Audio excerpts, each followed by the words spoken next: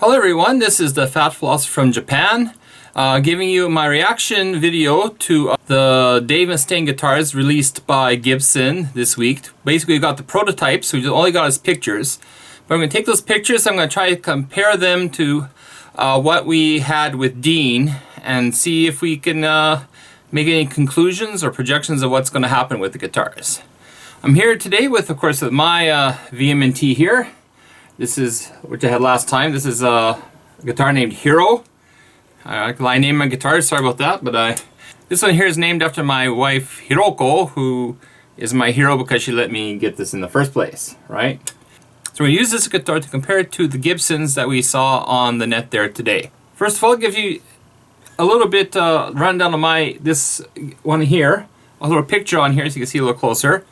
But this is a left-handed Dean VMNT, or VMNT, I think it's called VMNT, black flame maple top, and it's a mid-tier guitar manufactured in Korea, which puts it at a price range about $1,300 new, and so it's kind of like the middle tier of the Deans there. You have the Deans had the made in China lowest tiers, which has a black one. I think there's a silver one too, and there was the Rust in Peace logo, which you could get for about 500 bucks. Then there's a whole slew of guitars made in Korea, like this one here. I believe the Rust in Peace had a Korean one for the right-handed. It wasn't ever left-handed ones. There's the Angel of Death, was made in Korea, and a lot of other Dean. Then of course there's the American-made ones, and these are of course the more expensive ones. Cheapest probably being like $3,500, but maybe averaging, over $5,000, depending on how exclusive it was and what it's commemorated. I'm assuming the most expensive Deans might have been either the double necks or the Holy Grail, which had the gold on it, and which looks really cool. I'll show a picture on that here, yeah, of the Holy Grails. So those are the guitars we're going to be kind of comparing today. Now, as a mid-tier guitar, I enjoy this guitar. I love playing it, and of course there's some problems with it. Some of the problems and advantages actually are things that are just inherited with V guitars, that the Gibsons or Jacksons would all have the same type of problems. But some of the problems and things are just maybe something unique to this guitar. Let's give a quick rundown what I got here. So I've got a Grover tuners, not locking. I've got a good graphite nut. We have the shark dot inlays, which was pretty standard on Dean Mustaine guitars. I've got these come with active pickups. These are Seaman Duncan live wires, Dave Mustaine signatures with covers on them. I think the other one you often get is thrash factors, which are the passive pickups. Got volume, 2 tones, 3-way toggle switch, and a string through body. On the back we got a plastic plating and a plastic plating for the battery that goes for the active pickups. Neck through with strap locks on here, and we have a 16-inch radius that goes with the whole neck from top to bottom. Okay, we got medium frets on here. They're probably nickel, I assume. Doesn't say stainless steel, so I assume they're nickel. And a really nice, as you can see, one great thing about V's is you can get right up there and the high frets really easy. If there's a mistake, if there's something I don't like about this guitar that's exclusive to this guitar, not to V's in general, it would have to be the nut. They put really big nuts on here. They're kind of sharp edges, and when you're playing the top fret, kind of digs into your skin there. It's not a very pleasant experience. So, but anyway, so this is the guitar I got, and I think for $1,300, it's quite a good one. It's one of my best playing guitars I got. Anyways, let's take a look at what has come up today and compare it to this one and other ones as well. Okay. So the first guitar, I think will go directly against this one, I'm going to do is the Kramer here. I'll show a picture. Here's the standing picture. So this looks very similar. We got the thrash factors, so not active pickups, just passive pickups looks like they're going for. The layout is the same, and string through as well. Input jack seems to be the same place. This one, that looks like a black one. This is a silver one. This is called, anyways, doing in natural colors. Looks like the Dave Mustaine signature is on the truss rod cover. And a really big Kramer logo on it. It's kind of Dean's kind of a little bit subdued in their logo, I think. You know, something. I guess you want to see it from far away. Maybe you want to, as advertising, you want a bigger logo, right? One thing that's kind of funny about this guitar is that the inlays on this Kramer kind of looks like the Dean logo. You know, it looks like the wings on the D there, on the Dean logo. So I'm not sure. I'm not sure who thought that was a good idea. But otherwise, it seems very similar as a guitar as this one here. Of course, we'll have to see what the price point is. I actually owned a Kramer back in the 80s. And so, hey, if anybody there in Edmonton, Alberta has a yellow left-handed Kramer, I'd love to have the guitar back. I don't know why I sold it in the first place, but that's what happens, eh? So it's fairly similar. Natural grain finish on this. Let's see if I'll throw up a picture of a Dean natural grain here, just as a comparison here, to see if it's kind of how it's kind of like looking a little different. This one seems to be a little bit lighter color here. Not sure if it's quite comparable, eh?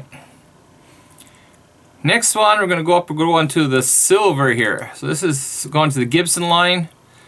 So these are Gibson guitars, right? So and they're first coming out, so we expect a higher price point on. So how expensive do we expect these Gibsons to go? Well, you know, they're not going to be cheap.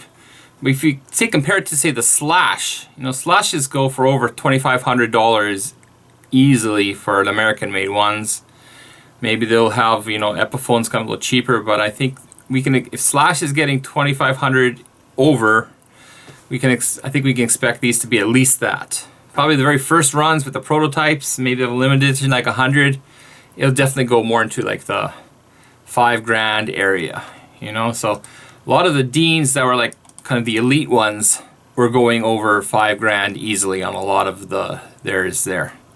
And so some of them may be more than that, even maybe approaching $10,000. For this silver one we're looking at here, Dean also had a silver one here, and we may compare a little bit. This is a little old one. Notice it has a little extra bevel near the neck pickup there, which is something that was on Mustaine's guitars when they first came out with Dean, but then they kind of ended that a few years later. And most of them have just like a single long bevel like this one here has. So what do I think of the silver Gibson? I guess it's okay. It's, you know, rounded at the bottom, but it's kind of shiny, I guess, and it looks a bit metal. You know, they're trying. A little banana headstock there. Again, this has like the Dean wings as the fret markers. Looks, I don't know if I would have went with that. This one here, it's not a string through. It's kind of like a stop tail bridge, which is kind of a little bit disappointing. I think this string through, like on this one here, looks a lot kind of nicer, but you know, it's a prototype, so it's maybe they'll correct that when they actually go into production here, whenever that is exactly. But it's okay. Give it a C. Now the next one is kind of the commemorative one here. This is the green burst here, and I'm not sure why he went with this. I don't know. To me, I'm gonna say it looks like a popsicle to me. So I'm gonna say it does not look that metal to me, with the rounded points at the bottom. I guess the black headstock, I guess, works. Black hardware looks a little bit good. It's got these little diamonds in it. I guess it's supposed to look like the diamond hold up on the Rest in Peace album, right? You know how they have like the green little alien diamond or something.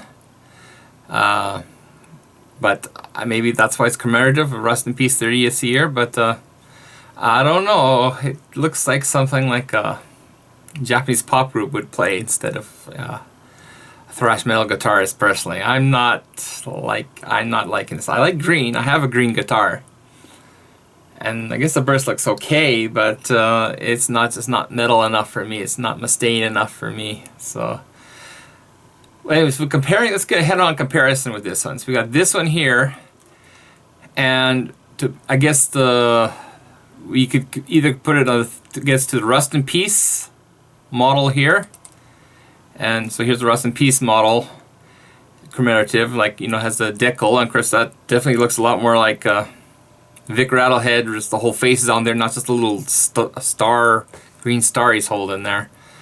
So I think this one looks a little more cooler. Maybe a better comparison, if this is the high-end one, you know, the one that's going to cost over $5,000, $6,000, $7,000, I guess we have to go against maybe the Holy Grail Dean guitar, which has got the red blood and the gold splatter. It's supposed to be like the Cup of Christ there. And I'm sorry, but the Holy Grail looks much more cooler, much more high-end than the Gibson does now.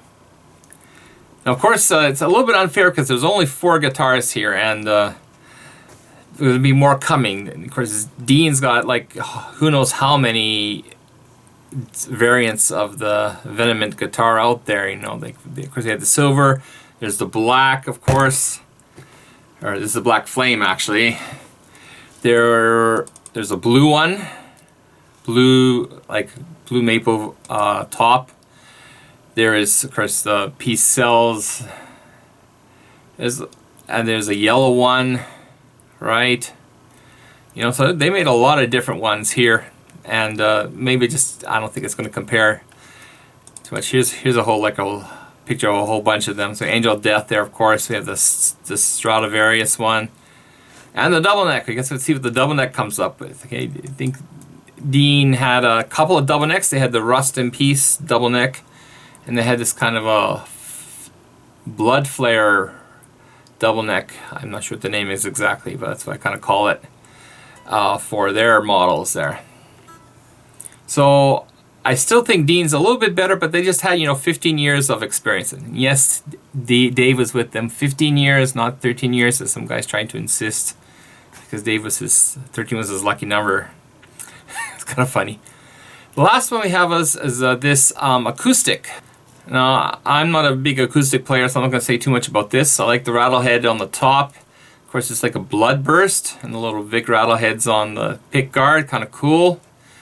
Yeah, I might rock that. It looks pretty good to me. Now, Dean had the Mako guitars, which didn't really have a center hole. They had kind of like lines on here, and they had kind of tattered American flag version, a little bit over the top. Has the Dean wings and just says Dean on the headstock there. There is, I think there's a natural color of it and a black one for somebody that didn't want so out there. Didn't want to have an American flag guitar. This one I'm going to say, I think I'm going to give it with the Gibson. The Acoustic is doing better right now. Okay, so my final thoughts on this here. Okay, I'm going to say that the Kramer and the mid-tier Kramer and the mid-tier VMNT, VMNT, it's a toss-up, I think. I think they're doing about the same. They look very similar. Kramer headstock, a little bit too loud. Kramer, this is a little bit more classy and subdued, I think, on mine. And maybe I prefer the active pickups myself, but I can see people liking the thrash ones, the passive ones as well. So I'm going to say that's a toss-up there. The silver standing one, I'm going to give it to the Dean one. This one's just not really exciting me at all. Just a silver guitar. It's been done, and it's got the inlays look like the Dean logo. Sorry to say. And I'm not really rounded off the edges. I guess it's okay. It's almost a draw, but I'll give it to the Dean there. The high-end one, I'm sorry, but this greeny popsicle is just not...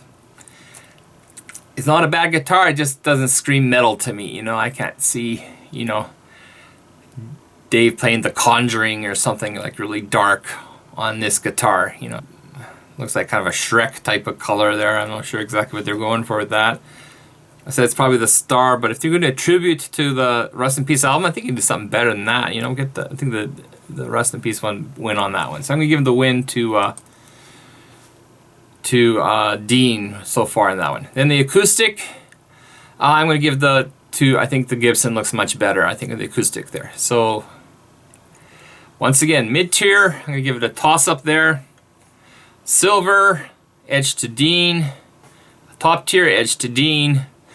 and the acoustic edge to Gibson. So Dean got 2 wins, 1 loss, and 1 draw from me anyways. So tell me what your comment, but of course, you know, Gibson's just starting out, and probably the tides might turn at some point. So anyways, that's my thoughts about it. Hope you enjoyed it. Put your comments in below and tell me what you think yourself of what do you think of the impressions of the new Gibsons compared to the previous Deans. So take care, keep rocking, and see you at a later date. Salut!